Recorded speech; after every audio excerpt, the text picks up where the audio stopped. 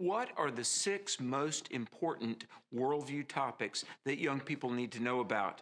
And how can churches and parents communicate about worldview? These 6 important worldview topics for youth, they may actually be something mom and dad need to know about as well. Stay tuned as we talk about these things on this edition of Truth for a New Generation.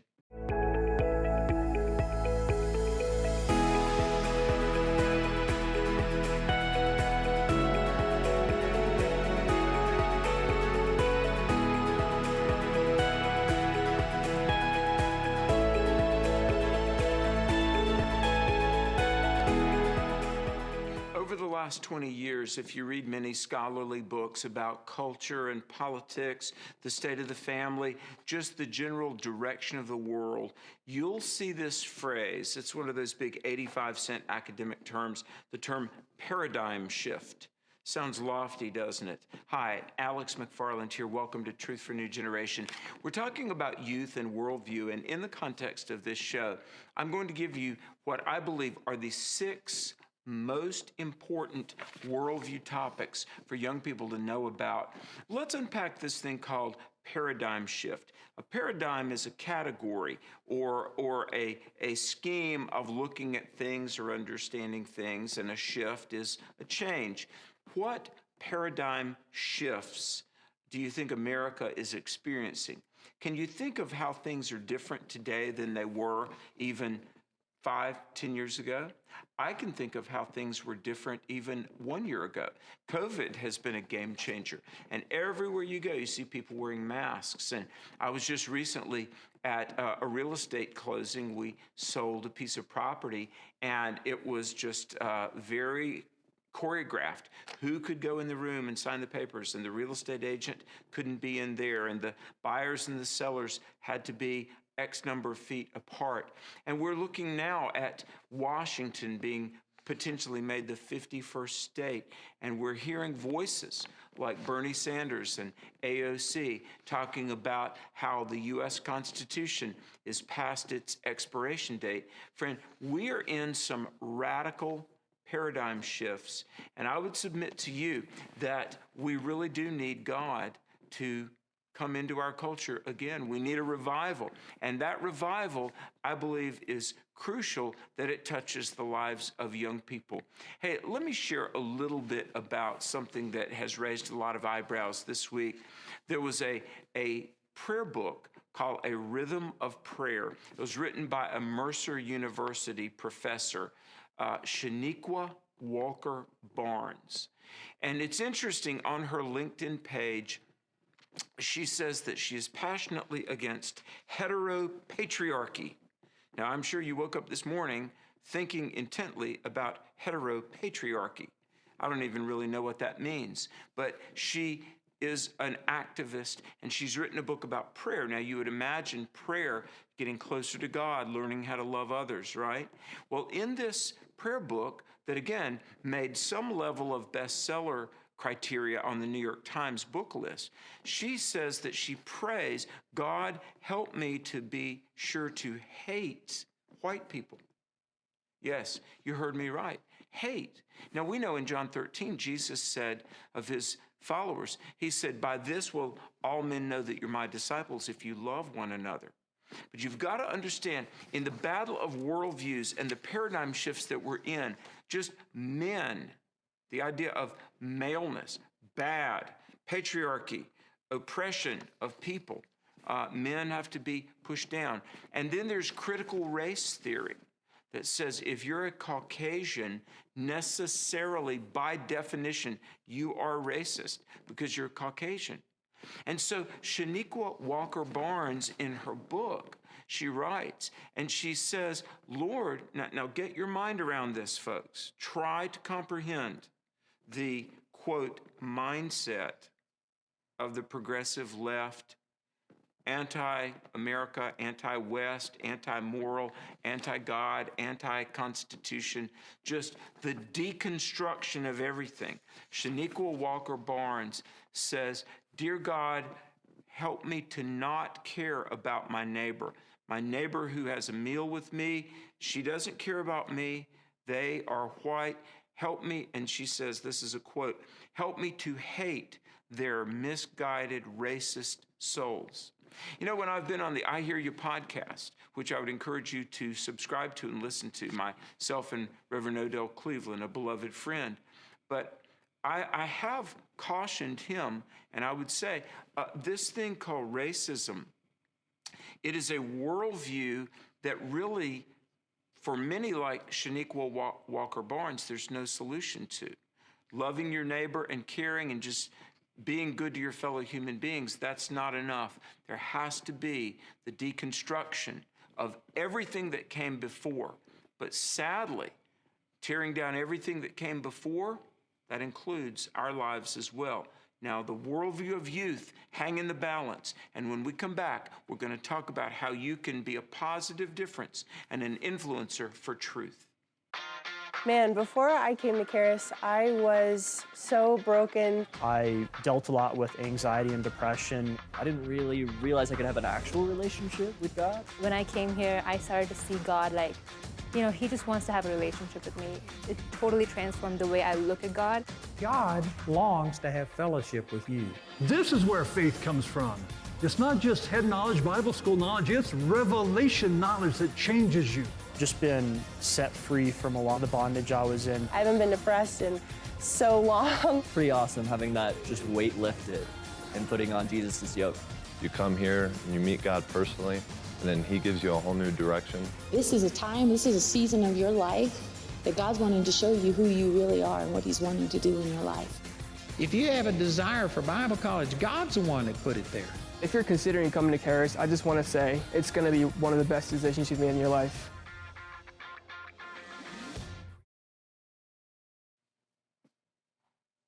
Welcome back to the Truth for a New Generation program. You know, whenever we're talking about the beliefs of young people and young people in church or young people not in church, I always love to take note of the churches and the ministries that are doing it, that they really are impacting lives and they're discipling young people. And whenever I think about a church that's really succeeding and doing a great job, I think about Nags Head Church on the east coast of North Carolina. A great friend and colleague of many years, Andy Lawrenson, has led a lot of ministries at Nags Head Church, student ministries. He's also one of our speakers on our speaker website, and he's been a presenter for us in our conferences. He's a wonderful resource, and I want you to know this man, and we'll give his contact info later in the interview. But Andy Lawrenson of Nags Head Church, thanks for being with us on the Truth for a New Generation broadcast. It's great to be here, Alex. Thanks for inviting me to be here. How's life at the beach, man? Hey, I tell you, it's a beautiful sunny day, mid-70s. This is a perfect day to be on the coast of North Carolina. Yeah, well, somebody's got to do it. It's a tough life, but it's you, right? Someone has to suffer for the Lord, so I'll do it. God bless you. Yeah. Nags Head Church, under your leadership, the student ministries have always been like on fire. And I've always watched and been so appreciative of the way that you and your staff, and you've got volunteers, you've built a team that really has been a magnet to impact the lives of teens and young adults. A lot of churches are not getting it done, Andy, and they want to know how they can do what you guys have been so successful at doing. What are some of your core principles in student ministry, Andy? I think a key to student ministry is the volunteers. It's the adults who are building the relationships with the students. I think it's those relationships that help students stick with student ministry and youth group all the way through till they graduate. So I think having volunteers who have been equipped and trained to know how to build relationships with students, I think that is a glue to keep students in their faith, even when they go off to college.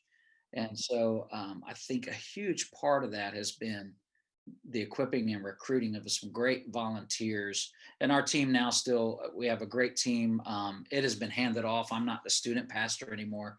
We have a family pastor who's leading now, and he's come in and just stepped right in and taken the lead. And he's got the same idea that it's an integral part of what they're going to do. It's going to depend on the volunteers, the adults that volunteer in the church. And I think some churches struggle with that. They'll hire a youth pastor and say, "Here you go, you do it all. That's why we hired you." And that should never happen. It should be, we're bringing you in to equip us and help us reach students, instead of we're bringing you in for you to reach the students as the youth pastor. And so I think there has to be, in probably some churches, a little shift in mindset there. Is your approach to youth and student ministry like this is a department all its own, or does it run on parallel tracks with ministries to couples and ministries to adults and children? You say family pastor. Right. What does that exactly mean? I think it's while it is a separate ministry in the church, it needs to be a part of the church as a whole, and not become its own little silo. And so our children's ministry is very successful, very good, and it's feeding those children into the student ministry when they cross over from elementary school to middle school. And I think so that's an important part. It needs to be all the way through. If you come to our church on Sunday morning, you'll find a 12-year-old running our video camera for our live stream for our main service. Our students serve. We have kids that are in children's ministry that serve in the church on Sunday mornings. So they become part of what the church is doing on Sunday mornings in what we would call big church. And we've had kids 11 years old helping run the check-in, where parents bring their kids to check them in the children's ministry. We have had guests walk away and say, I never would have thought of putting an 11-year-old behind a computer to check a family in. That's great. And so I think that's another part of keeping students involved in church. If you already have them, is get them involved, let them serve, find out where they're gifted and how God shaped them, and plug them in. Wherever that might be. And rather than merely being passive recipients, they are active contributors, aren't they? Oh yeah. And I'm a parent as well. I've got twin 12-year-olds and I've got a 16-year-old, and all three serve in our church on Sunday mornings. Our family's there the whole day, because we do 2 services. So they're there the whole time, and they serve in one service and they worship in the other. And my daughter pours coffee for adults when they come up to the coffee bar. She's 12 years old. So get kids connected and serving. Andy, do 21st century teens want to know about God and His Word? I think they want to know, is there more to this life? They may not know specifically. I'm searching out, is there a God? They want to know why they exist and what's going to happen when they don't exist, when life ends.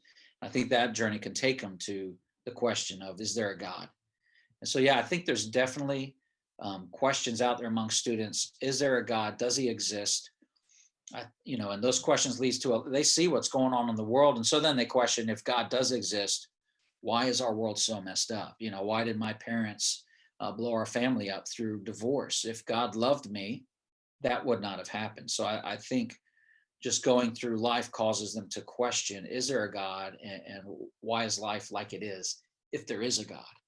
And so I think we're talking about worldview. I mean, where did we come from? Why am I here? What's wrong with the world? What's the solution? You and I both are ministers. We believe the Bible. We know the Bible is God's word. But these questions that youth have and grown-ups have too. I mean, this is worldview, isn't it? It is. And when I think about a student's worldview, there's several influencing factors. First of all, there's the home. We want them to have a biblical worldview. So as a Christian family, that should start at home. And parents should be the main disciplers of their kids. And I think along the way, that has gotten lost in the church world. We got the idea, we bring our kids to church, you disciple our kids. And it needs to start at home, which for a kid who's a Christian teenager from a home without Christian parents, then that's where the church becomes the biblical worldview home. Yeah. So home, and then their influence at school as well. I'm sitting in my 16-year-old's bedroom because it's the quietest room in the house. That's why there's a Sasquatch picture on the wall behind me. Hey, I But was going to commend you. Great backdrop, Andy. This is yeah, cool. does it look like I'm in a cabin? Sort of, yes. Yeah. So I noticed something at school last year in fall of 2019. He would come home and start to debate some political things with us. My family, we're very conservative, and he was coming out with some crazy ideas. And I thought, where's he getting this? Well, he's getting it from his friends at school. So school and peers and teachers influence our kids' worldview. But I noticed a difference. The pandemic's a terrible thing. Remote learning is the worst. But what it did was I noticed just this past fall that his whole line of thinking had switched because he had been remote for a year. And so he wasn't around those influences. So that's why it's so important at home. We start teaching our kids to have a biblical worldview when they're little, so that when they're cross over from into middle school and high school, and they start hearing all these different things, that they're solid, they're on solid ground. So yeah, home. It's huge. School. Listen to this, Andy. As you and I filmed this earlier this week, there was a study that for the first time in American history, way less than 50% of people go to church in any given week or month. It's in the 40s, and whereas even like 20 years ago it was more like up like 88% of people. So half of our church attendance has been lost just in the last 12-15 years. So a major dissertation was done, and I shared a copy of it, of a study of the spiritual beliefs and spiritual practices of young people. Will a young person go to church? Will a young person seek after God, identify as Christian, and maybe as a young person, they identify as a Christian, but in their 20s and adulthood, they abandon it. Here's the bottom line, and I was reading through this dissertation with thousands of clinical case studies. The bottom line, when kids abandon the faith, there can be a number of factors, but the number one thing was a superficial spiritual commitment on the part of the parents. The bottom line, if it's not a priority to mom and dad, if the Lord and church and Jesus are not real, authentic, and a priority to the parents, the kids are not going to stick with it either. Have you found that to be the case in your years of ministry? That is exactly true. I think of the child who, at 10 years old is baptized at church. The parents have them there, and then we don't see them for 2 months at church.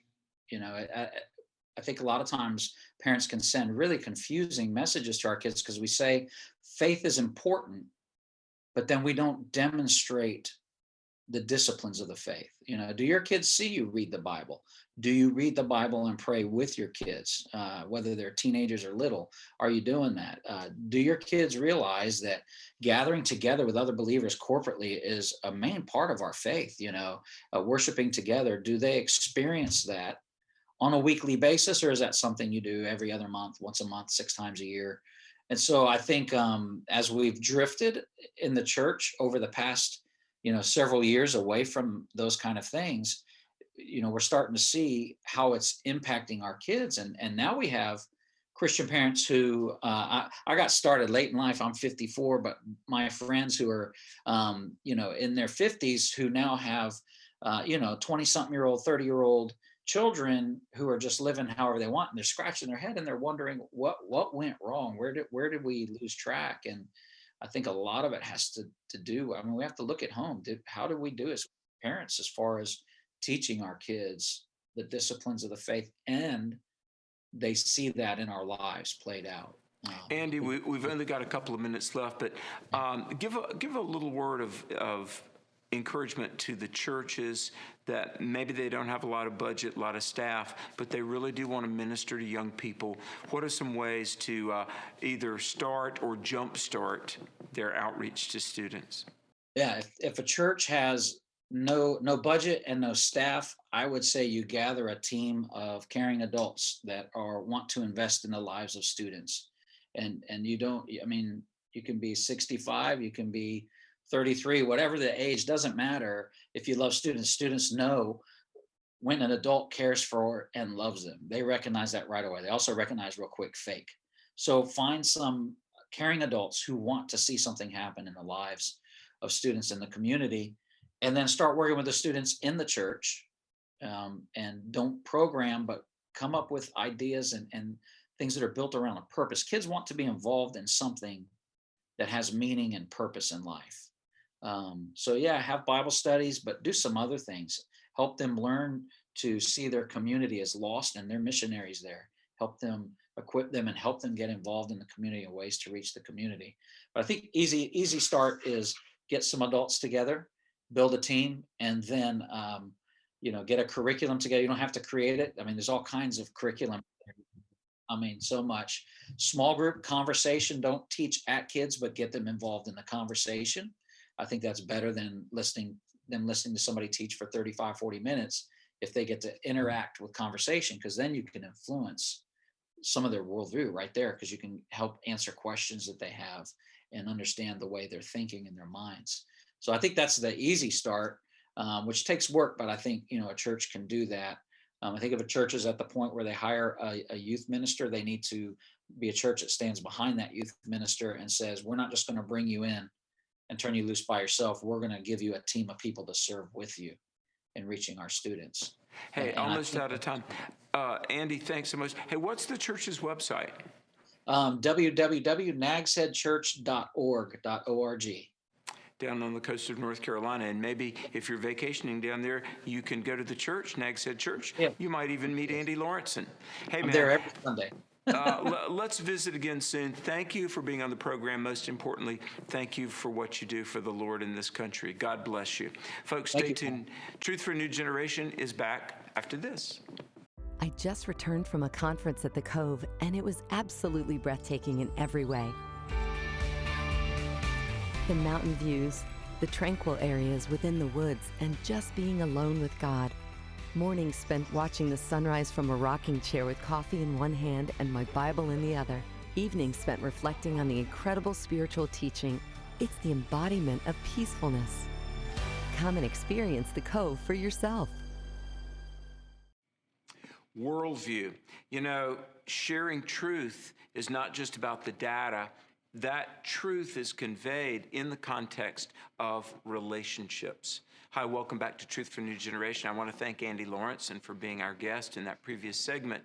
And when we're talking about influencing people's beliefs, behaviors, their worldview, when we're doing evangelism and pointing people to Christ and the Bible, it's not just raw data. It flows through relationships, and relationship is influence. Now, the 6 worldviews that I believe it's imperative that we communicate, because look, whether it's some radical that's in the media saying things that are just harmful and hateful, look, there's always going to be error in a world that needs truth. There's always going to be darkness in a world that needs light. And that's why the Bible says, train up a child in the way they should go, and when they're old, they'll not depart from it. That's why the Bible says that we are to speak of the Lord and keep his word right in front of our eyes. Now, the worldviews that we adults must have a solid grasp on, and then we need to be able to positively impart to young people. Okay, number 1 is truth. I'll just give them to you. 6 worldview areas. Truth, then God, and then morality, and I would say the gospel, marriage and family, and human sexuality. Okay, truth, the existence of God, and that under that, a subset of that, I would include the identity of Jesus Christ, the incarnation. Morality, is there moral truth? And then, of course, the gospel. What does it mean to be saved? And what does it mean to have one's sins forgiven? Marriage and family, human sexuality. Let's talk about these for a moment, because for a millennia, truth in the Western world, truth is that which corresponds to reality. But nowadays, there is no truth. You make your own truth. We have to help young people understand there is truth, and truth can be known, and we're accountable to truth. Then the existence of God. Yes, God exists, and God has revealed himself through Jesus Christ. We call that the incarnation. God took on a human body, and Christ died on the cross, rose from the dead. validating who he is and what he taught. Morality. There are objective rights. There are things that are objectively wrong. We must have an understanding of morals in the lives of young people. And the gospel. How do I know the Lord? And what does it mean to be a disciple? And I'm a steward of life. Marriage and family, the cornerstone of society. We have to impart an ethic of marriage. And then finally, human sexuality. These are worldview issues. Now, in our books, 18 books, soon to be 19, we've written about all of these things. You can go to my website, alexmcfarland.com. Stay tuned to Truth for a New Generation, all of our content online and on Facebook and television, and of course the I Hear You podcast.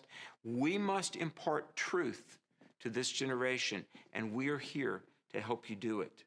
Are you up for the challenge? I pray that you are. My beliefs aren't exactly popular. You can tell me I'm on the wrong side of history all you want, but you won't change my mind. That's because I'm standing on something that doesn't change. Therefore, let us hold fast to the confession of our hope without wavering. For he who promised is faithful. As Christians, it's important to remember that no matter how good or bad things may seem, nothing changes our King or our call. You know, on Truth for a New Generation, we go where a lot of people just don't want to go. One of the things that we do, we talk about race, we talk about culture and politics, and my friend Odell Cleveland and we invite you to listen to our podcast, which is called I Hear Ya. YAIHearYa.show. Please listen to that wherever you can receive your podcast. Share it with people, and please subscribe to the I Hear Ya podcast. And we ask those questions that everybody's thinking, but very few people talk about. So listen to Odell and myself. And then, of course, on my own website, which is alexmcfarland.com, you may donate securely. I want to tell you, events, publishing, broadcasting, our big conference, Myrtle Beach, South Carolina, October 2021. After COVID, TNG is back, the big Truth for New Generation Apologetics Conference. Friends, it is your participation, it is your prayers, and yes, your tax-deductible financial support that enables us to speak every week. We're on 7 days a week talking to millions of people. You know, for your gift of at least $50, if you would invest in the future of the country, the souls of people, I'm going to send you 2 books. The God You Thought You Knew, Exposing Common Myths About Christianity, and then 10 Answers for Skeptics based on all of my interviews with 32 internationally known atheists. We answer the questions. These 2 books are yours for a gift of at least $50. If you would make that gift at least $75, we're going to throw in the awesome TNG Apologetics t-shirt, Better Living Through Apologetics. So let us hear from you. Invest in what we're doing to evangelize and disciple this generation. In the meantime, know that we love you. We care about you. You are in our prayers, and we challenge you to stand strong for truth.